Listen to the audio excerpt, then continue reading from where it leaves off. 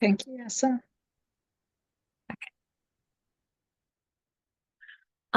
So throughout the session, tarot tends to be quite a visual practice. A lot of the imagery and the interpreting that you'll do is based on imagery in the cards. So as we go through, I will be pausing to describe those cards in detail. And within the slides that I just shared, image descriptions, alt text has been provided on all of the images in the slides. In this session, we'll be using a couple of different tools. So we will be using Mentimeter and Google Docs. I'll do a quick orientation to Mentimeter. But if those tools don't work for you for whatever reason, you're always welcome to just use the chat. You're welcome to participate however you're comfortable today. So sometimes people are having, for me, it's sort of a quiet Monday. You might be feeling more talkative, so you're welcome to participate out loud in the chat or silently. There will be a section where we will be breaking into pairs. For anyone who doesn't wish to work with another person, just let me know and I'll put you into a silent room. And then if you are using the chat, I will read your contributions out loud just to make sure that everyone is able to sort of share the same information with each other. So I do also want to remind everyone of the MYFest community agreements. So on the slide here, there are the first 4 of the community agreements, which are that you are welcome here. So regardless of your race, your ethnicity, your gender identity, your sexual orientation, your ability, or any disabilities, everyone is welcome in this space. And I've tried, and the MYFest community has done a fantastic job of trying to create spaces where all of our differences are honored and respected. If at any point throughout this session, you're feeling like you're not fully able to participate or engage, please let me know, or yes or no, or I don't know, Irene, are you here as a facilitator or are you here as a participant? Because I don't want to put you to work. No, I'm here in both capacities, so Okay. I can support, yes. Excellent, thank you. So you can contact any of us if there's anything that is making you uncomfortable or creating a barrier for you to participate. We do ask that you do make space for others. So there are going to be some interesting conversations arising here. Make sure that if you are going to engage in critical conversation, that you're critiquing ideas and not people. And no matter what people are saying, assume that they're coming from the best place. So assume that folks have positive intentions. I can paste. Oh, thank you, Irene. Irene has already pasted the link to our community agreements in the chat, so you can also check them out if you want to read more into the community agreements.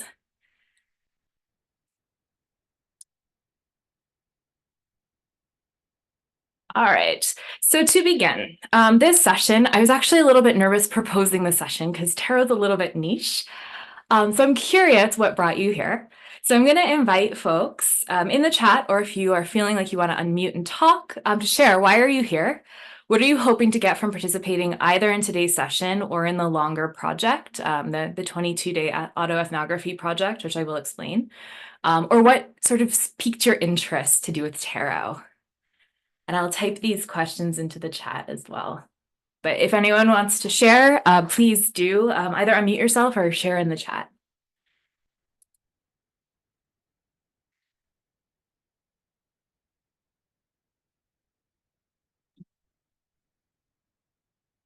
I'm going to go the unmute route. I worked at Amazon, the feminist bookstore that Amazon, the other store, wiped out from existence. And we did tarot, many of the staff. And I became an educational developer shortly after that. And that was something that got backburnered. So I'm leaving my role as an educational developer, and I've been relearning tarot with a really great guide. So this was intriguing to me as a way to think of the two together. Oh, wow. Well, I'm sure that you'll have I'll have lots to learn from you as well, Ida. So thank you. I'm glad that you've joined us.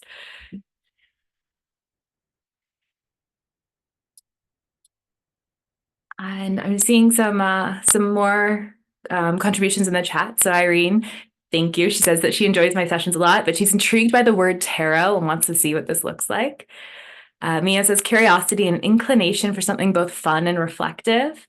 And Veronica says, I love tarot as a reflective activity to identify what's coming up for me, but not otherwise articulated. And Meg says, I thought it would be fun, a nice break. So All right, I'm seeing a lot of fun. I'm hoping this will be fun for everyone. We will be doing a little bit of tarot storytelling in today's session. So thank you all for joining. We're going to do two kind of quick Mentimeter activities. The first one is a word association game. And so to join us, you'll go to menti.com and you'll type in the code 8333-3187. So I'll type that code into the chat. 3187. And I'll pause for a second. There is a QR code on the screen for folks who might find that an easier way to join the Menti.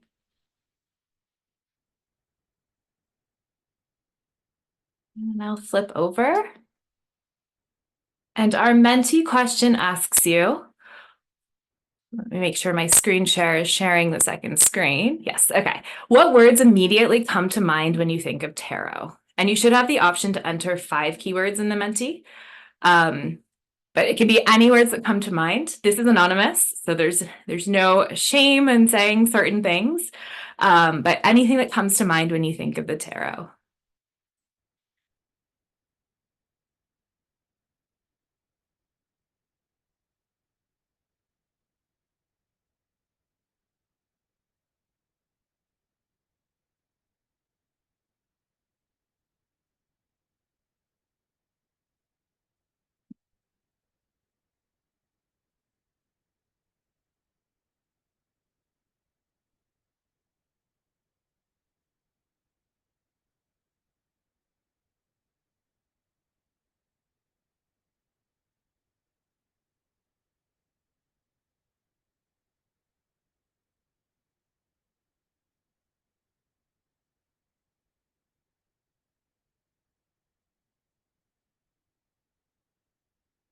Okay, so if you're still typing, please continue on. We're seeing kind of the 2 big ones in the middle are fortune and magic. Oh, and cards. Yeah, so a lot of the associations with tarot have to do with fortune telling or divination or predicting the future. I see storying, grounding, reflection. So these are some of the things that I'm hoping will actually come out in this session and in the larger project. Death is really interesting because I do think that the death card in tarot is probably one of the most popularized cards in tarot, quite often appearing in kind of popular media. I see a suspicious face right in the middle. I didn't even realize you could add emoticons to this. I'm not sure what that says. So if somebody wants to expand upon the suspicious looking face, please do. See squishy. I love some of these words. Squishy, exploration, illusion, arcana, which will be one of the words that we'll define in a moment. Awesome. So it seems like people are coming from lots of different places when they think of tarot. Our next question is more my interest in how much experience you may have with tarot. So I'm asking you to reflect on share your tarot practice. I've put 4 options here. So the first one is I've never used tarot cards for anything. You're coming to this completely brand new. Maybe you don't even know what tarot is. The second one is I've dabbled with tarot, but don't have a regular practice. The third one is I have a regular tarot practice and I use them for, and I've put ... If you want to tell us what you use them for, please share in the chat. And the last one is other, which is our all-encompassing not to any of these options. Again, if you choose other, I invite you to share in the chat.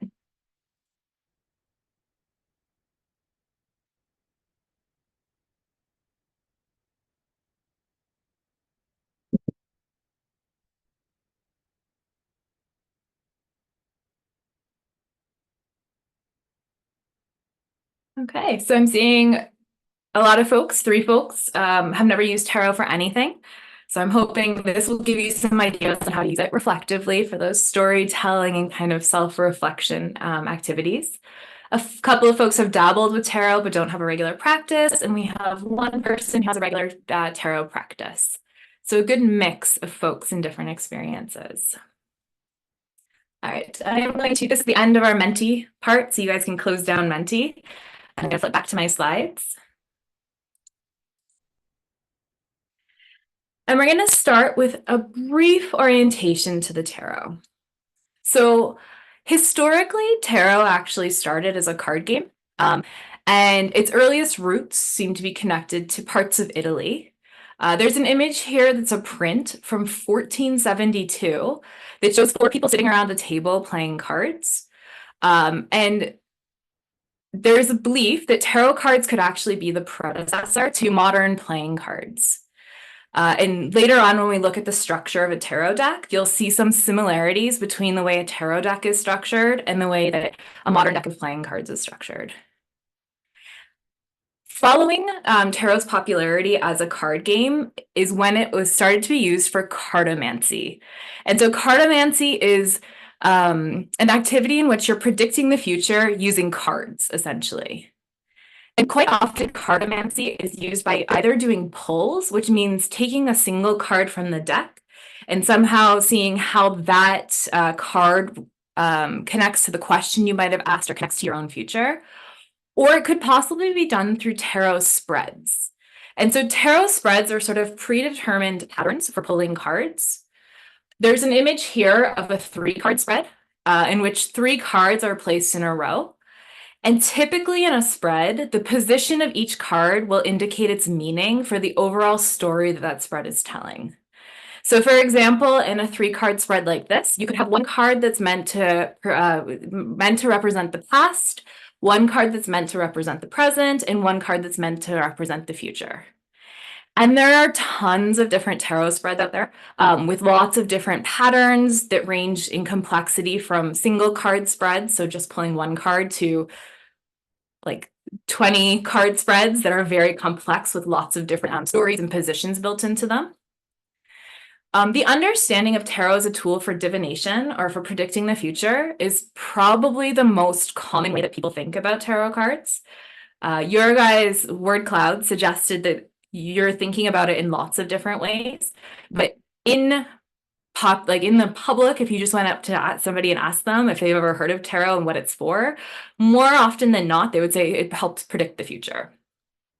This has been really popularized by modern media, where tarot will quite often pop up in supernatural fiction or movies or TV, shown as a tool for divination. And more often than not, it appears in popular media as a way of foreshadowing dark events. So it's used to, this is where we see the death card quite a lot. It's used to forecast something bad is about to happen. That said, nowadays, many other tarot traditions have cropped up with folks who are now using the tool or the cards as a tool for storytelling, using it as creative prompting tools. So pulling a card and actually writing about it in some way. There's a lot of tarot traditions now built around social justice projects, and I've provided a lot of resources on the final slide with books related to this. Folks are using it for art, for therapy, for reflection, and lots of other practices that aren't always about predicting the future. So in the project that we're doing here through MYFest, we're really going to be looking at understanding the stories embedded in the tarot and the reflection opportunities that these different stories offer us.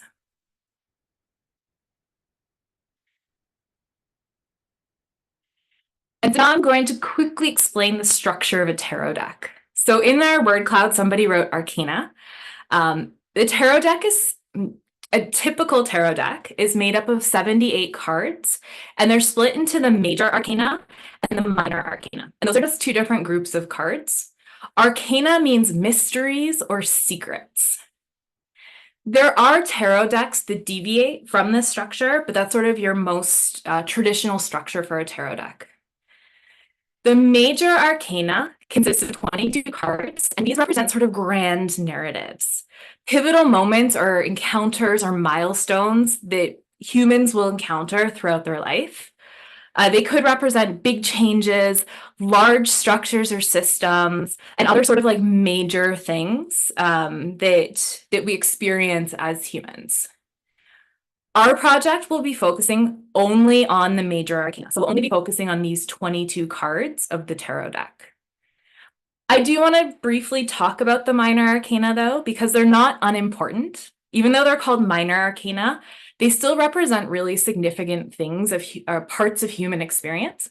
The minor arcana is broken into 4 suits, and each of these represents one of the 4 elements. So we typically have a suit that represents earth, air, fire, and water. And each of these elements represents a different aspect of human life. So we have the practical and the tangible, the earth, the emotional and the affective, the water, the intellectual and the ethereal, the air, and passion or drive through fire.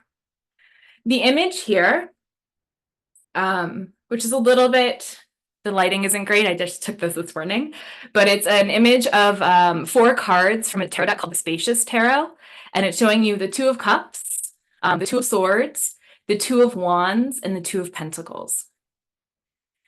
And this is where we're seeing a lot of the reflections of modern playing cards, which are also broken into 4 suits and have the same number of cards per suit as the minor arcana. So that's where some of those sort of parallels or echoes of those early days of card games and the connection between a tarot deck and playing cards. The minor arcana offers much more specific and nuanced wisdom than the major arcana. It's more kind of subtle pieces of reflection or wisdom or knowledge. And it could warrant its entirely separate version of this project. So if this project goes over well, maybe next year's MYFest will do a minor arcana version. But there is interesting stories told in the minor arcana as well. However, we will not talk about the minor arcana again today. We're going to talk about the major arcana. And so the major arcana of the tarot is quite often framed as a journey undertaken by the Fool. The Fool is card 0 of the deck. And here is a picture of the Fool from a tarot deck called the Modern Witch Tarot. And it shows a white woman with short hair, and her hair is adorned with flowers. She's walking towards the edge of a cliff. And as she's walking, she's listening to a music player, apparently oblivious to what's going on around her. Her head is turned upwards. She's looking towards the sky. She sort of looks at peace. The sun is shining in the background. The sky is bright yellow. And there's a dog at her heels jumping up at her. This is sort of a modern interpretation of some pretty typical symbolism in the Fool card. And the Fool represents this idea of embarking on an unplanned adventure in a careless and joyous way. They're moving through this adventure without really thinking about societal norms, these constraints. There's nothing holding them back. They're just going to do it, even if they didn't fully prepare, they didn't pack, they didn't plan. The Fool's journey is what we would then consider kind of the movement through the rest of the major arcana.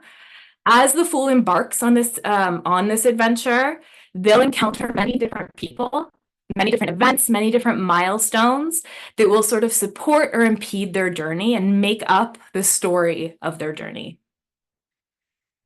The major arcana typically can be broken down into 3 stages of growth, change, and evolution. And this is why I feel like it's a very powerful tool for reflection, because a lot of it is about sort of understanding ourselves and how we change and move through the world. So stage 1 of this progression focuses on personal awareness. So it focuses on the need for the Fool, which in this case, we could consider ourselves to be the Fool. The need for the Fool to know themselves, to really understand what they want, what drives them, what desires they have, what they care about, and how they fit into the world.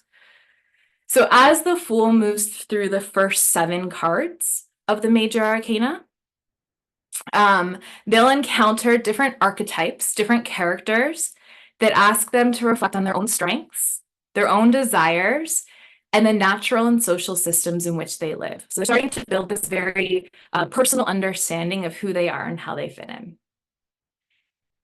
Then they'll move into the second stage of their journey, which focuses a little bit less inwardly, but more on personal influence. So here they'll start to develop an awareness of how their actions and their abilities and the things that they do in the world can impact the world around them and the people around them. So this is where the Fool will start to realize their own agency or their own capacity to change the world and what that change involves. And it's not, as they move through this sort of second stage, they'll encounter barriers, they'll encounter challenges. It's not an easy path to change, but they'll start to figure out how to navigate all of these things. And then in the third stage of the major arcana focuses on the Fool's own personal evolution. And so here is where the Fool is going to come to terms with anything, any influences or factors that are outside of their control. And here is where they'll understand where their scope of control ends and where these other factors begin, within a much larger, more complex system than they might have previously been thinking about. In this final stage of the journey, the Fool will find distractions, things that kind of take their attention away from their goals and their focus. They will encounter destruction, so the breaking down maybe of their own values, of systems, of relationships. But they'll also find hope, and ultimately in a stage where they'll reach the end of their journey, so where they'll hit their goals, their destination. And so after the Fool, there are 21 cards that make up these 3 stages, and each of these cards represents key human experiences in life. In the tarot deck and in this story, the cards are presented linearly. So you do have card 0, card 1, card 2, card 3, and so on. But this is not to say that every journey is the same. This is all just sort of to say that these are kind of milestones that you'll encounter. You may encounter them in a different order. And quite often the Fool's journey is represented as a loop, where once they reach the end, they begin again. They're the Fool again on a new adventure. So that's my kind of very quick Cliff Notes introduction to the major arcana. As we move through the project, you'll be introduced to each of these cards every day, kind of more intimately through the posts. And what we're going to do in today's activity is actually get to know the first 7 cards. So those cards that fall in the personal awareness part of the journey. Before we do that, I just want to quickly explain how I ended up here.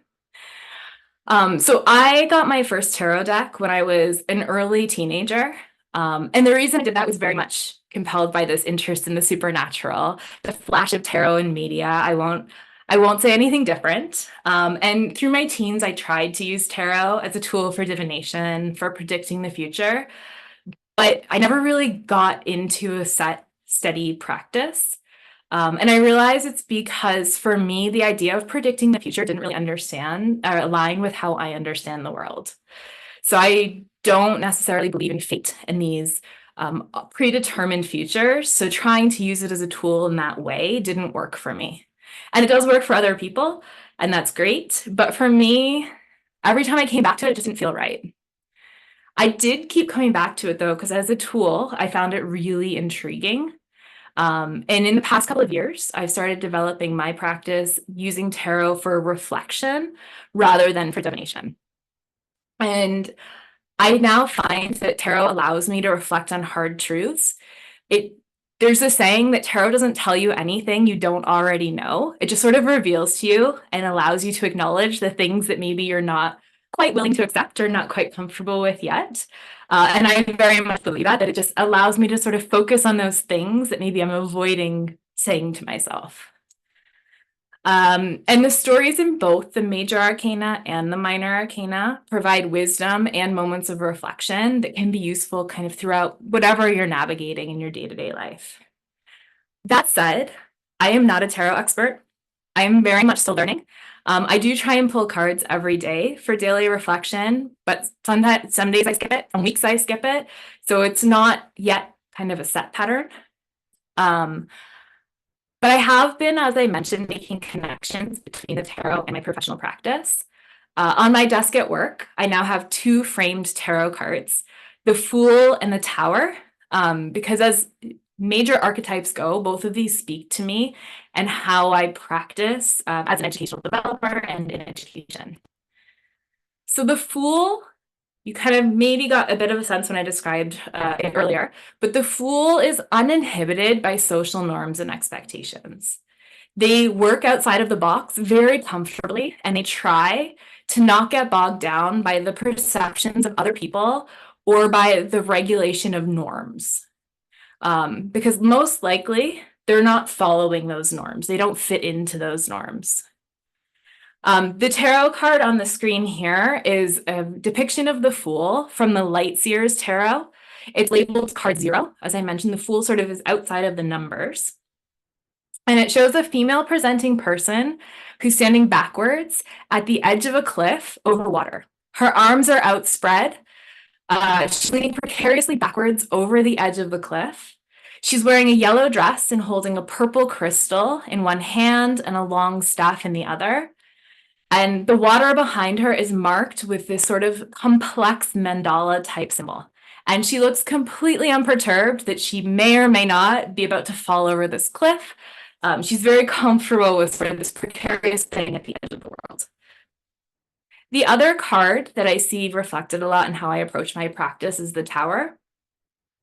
Very often in tarot, the Tower is seen as kind of a scary card.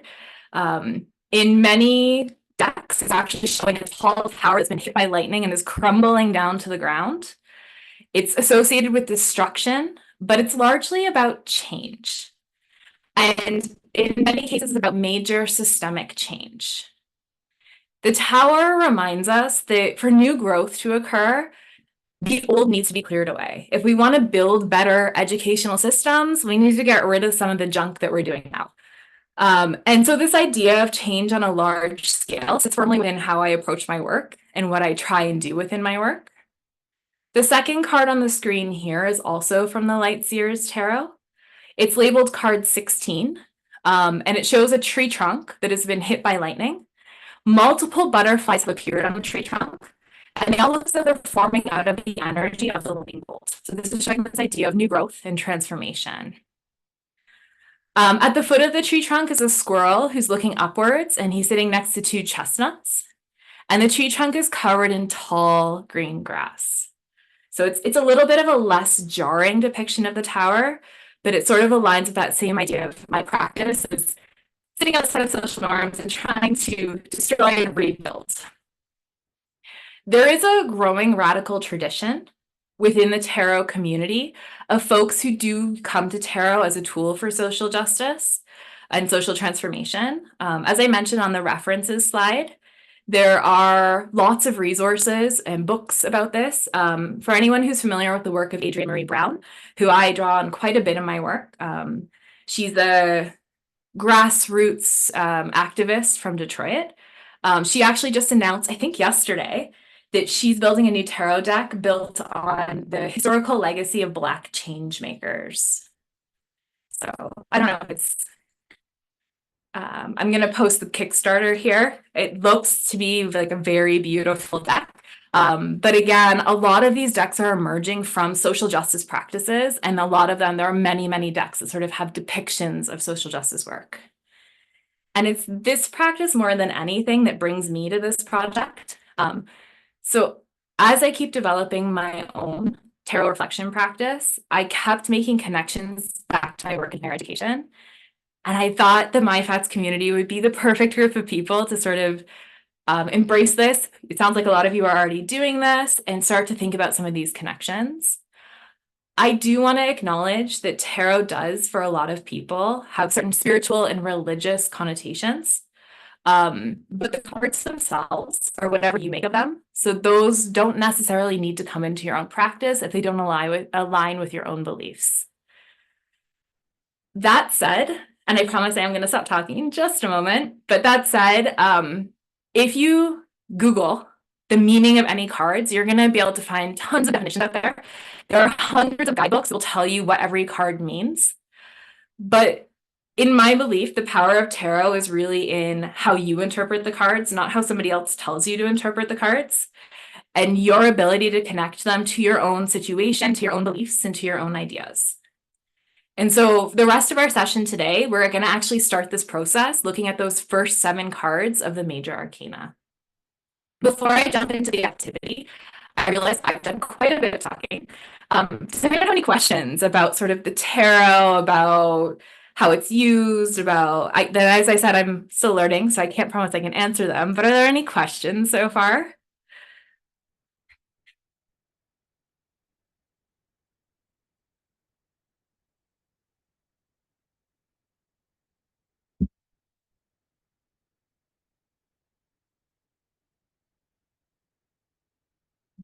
Pause if anyone's typing a question.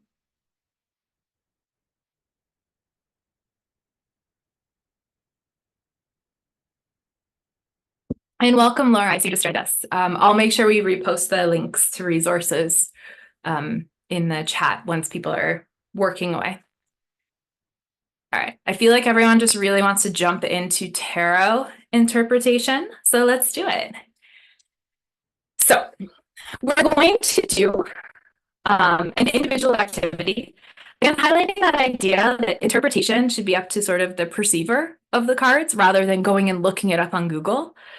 So we're going to do this in a couple of phases. The first thing we're going to do is just look at the names of the tarot cards. So I'm going to share a document. I can grab my link in the chat. And this should link to a Google Doc. And in this document, I'm going to ask you to choose one of that first level of the major arcana, just based on the name that intrigues you the most. So you won't see any pictures of them yet. You won't have any descriptions of them. You're just going to have a name. At the very top of that document, you'll see our index of names. And so again, we're looking at that sort of that first level, that self-awareness level. And you can choose between these cards. If you want to choose the Fool, I have left it in there, although technically it's sort of outside of this level. But there's also the Magician, the High Priestess, the Empress, the Emperor, the Hierophant, the Lovers, and the Chariot. So individually, I'm going to ask you to choose whichever of those names, again, no more information, intrigues you the most. If you click on the link, it will take you to the section where you'll start to fill that in. This is seeing how many folks we have. 9. Okay. If somebody else is already working on yours, and you can, if you choose your person, I suggest putting your name next to it. I'm not choosing the Magician, I'm just showing you. We can create copies of it. So we can make sure everyone has a space to work on whichever card they're interested in. And the first thing we're going to do is we're going to take 3-4 minutes and just reflect on the name. So think about, what does this name mean to you? If you're thinking about the Magician, what does that mean to you? How does it appear in your life? How does it appear in your culture? What characteristics does it symbolize? And what keywords would you connect with it? So we're just sort of thinking about this idea based on the name. After that, we'll do a little bit more of a deep dive, actually looking at some of the cards. So what we're doing again is you're going to select from the list at the top, stick your name next to the one that you want. If there's a conflict, I will try and go through and make a copy, or you can just flag me. And then you're going to start just reflecting on the name. And just to make it easier, putting your name next to the one that you choose so other folks know that we're sharing space. Are there any questions?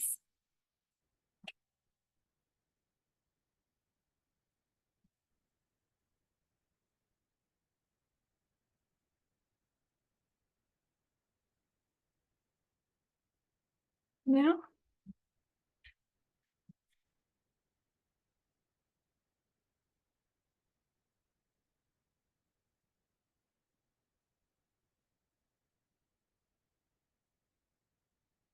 All right, I will stop sharing my screen and let folks work.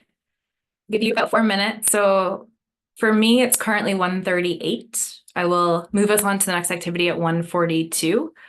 And again, if somebody is having a conflict where they need a copy of a space, just let me know. Or aren't able to get that information, the written description is provided in that section as well. As you start to look at the card, I want you to think about now as the card as the personification of this thing. So who are they? What is their personality? What do you think this person cares about? What are their values? And then is there any other interesting symbolism or imagery that you notice in the card, and what does it mean to you? And I'll give folks another 4 or 5 minutes to start to actually look at these cards.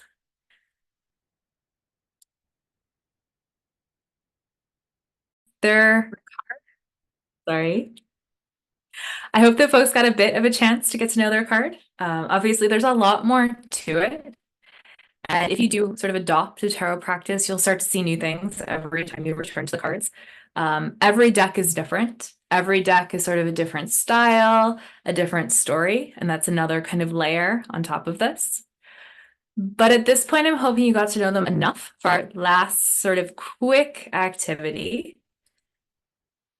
which my slides will open, is we're going to pretend that our characters, our tarot cards, are going to meet at a dinner party. So I'm going to put folks into rooms of two.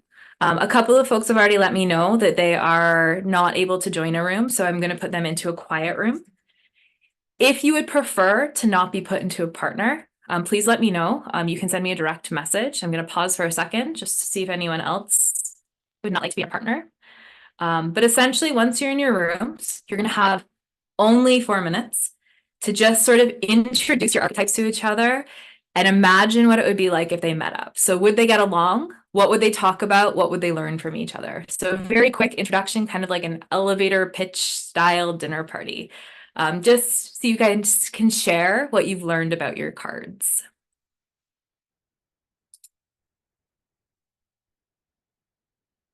Okay. So Irene, I can't place you in a room because you're actually in charge, but you're going to be in room 1. So can you go into room 1 when I open them? Yeah. Okay. Thank you. So you'll have 4 minutes, so it'll be very quick. And again, you're just going to introduce your archetypes. Imagine they met at a dinner party and think about, would they get along? What would they talk about? And what would they learn from each other?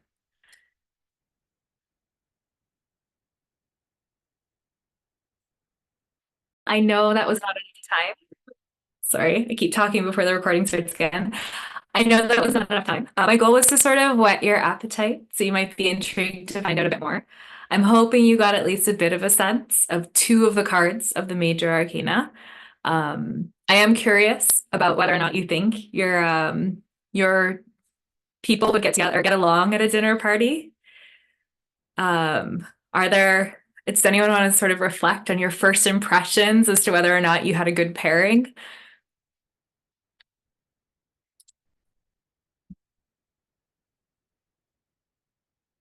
You can use the chat, or Laura, please go ahead. Oh, Eileen and I were a great pair, and it's so funny because she picked the card that I would have done, but someone else had taken it. So she's the Hierophant, I'm the Chariot. We made a great pair. We could have hung out at dinner party for quite a while. Awesome, good to hear. And Meg is asking me about the deck. I have slides to talk about all 4 of the decks that I'll be using this project, so I will share that in just a moment. I am cognizant of time. So the point of this session really was to introduce the Asynchronous project, which is a 22-day autoethnography. I use autoethnography in a non-formal way. So basically, what's going to happen is if you choose to join us, every day over the next 22 days, I will be posting to the Substack. I've pasted a link in the chat. And every daily post, I will give you sort of my interpretation of a card, somewhat to how it relates to higher education or educational structures or institutions. I'll provide 4 images from 4 different decks, and I'll introduce you to those decks in just a second. For each of those cards, I'll provide an activity or a task that's somewhat related to the card. So to give you a bit of a spoiler alert, tomorrow's card will be the Fool. And the activity or task is just to do something new or something that you think takes bravery or something that makes you uncomfortable. So it's just sort of like small tasks like that. Some of them are more artsy, like create a thing. Some of them are more writing based. Some of them are more go talk to a person. So there are all sorts of different activities that embody some of how I interpret each of the cards. As I mentioned, I invite you to interpret the cards your own way. So if my interpretation doesn't speak to you, my interpretation isn't necessarily right. So please reinterpret them in a way that's meaningful to you. At the end of each of the posts, there will also be reflection questions related to that card. I do want to say that 22 days of this is going to be a lot. If you decide to participate, you might end up only doing 2, and that's totally fine. They're not really connected. You could just do the ones that speak to you, or you could do the ones on the days where you have the energy to do so. So just focus on the posts or prompts that speak to you. There's no obligation to do all of them because it could be a lot. I'll put that link in there one more time. That's how you'll register. If you don't want to subscribe, you can also just visit it every day and the posts will be public. The 4 decks that I will be using in the project, the one that sort of was strewn throughout the slides is called the Lightseer's Tarot. The artist is Chris Ann. And this deck I actually really like because both the imagery and the guidebook kind of take a little bit more of a positive spin on traditional themes and concepts in the tarot. For example, she's renamed the death card to the death and rebirth card. So looking at sort of the more positive outcome of what death entails. And it has really beautiful artwork and lots of color. The second deck that we'll be using is from an artist named Lisa Sturl, and it's called the Modern Witch Tarot. And this is a modern reinterpretation of some of the very traditional decks. The Rider-Waite deck is one of the most traditional decks in tarot. A lot of cards sort of build off of their imagery. And this is just a very kind of modernist interpretation of that. I think, as Laura noted, the Chariot card, for example, shows somebody on a motorcycle. You'll see kind of laptops and cell phones and things like that throughout this deck.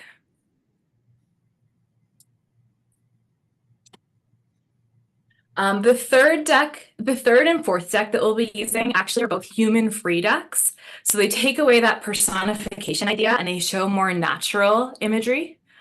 So this is by Anne Roygett and Carrie Mallon, and it's called the Spacious Tarot. And it's very colorful, sort of like watercolory type imagery, centering natural scenes, and lots of plants and animals and that sort of thing. And then the last deck, as I mentioned, also is human-free. And this also centers a lot of animal-based imagery. It's far less colorful. Most of the cards are a black and white palette with bits of color, which may or may not be meaningful. And it's called the Wild Unknown Tarot by Kim Kranz. So I'm not affiliated with any of these decks, just to, like, FYI. I just wanted to acknowledge them because I am using pictures from their decks and trying to make sure I cite them properly. It's kind of a copyright gray area. So I just want to make sure we're acknowledging them, but those are the 4 decks that you'll see posted in each of the Substack posts. And on the very last set of the slides, which I can share one more time, are lots of interesting readings about radical tarot, decolonizing tarot, lots of things that may be of interest to everyone. But I will stop there. Are there any questions, comments, concerns, confusions, or just thank you all for coming? But does anyone have any questions?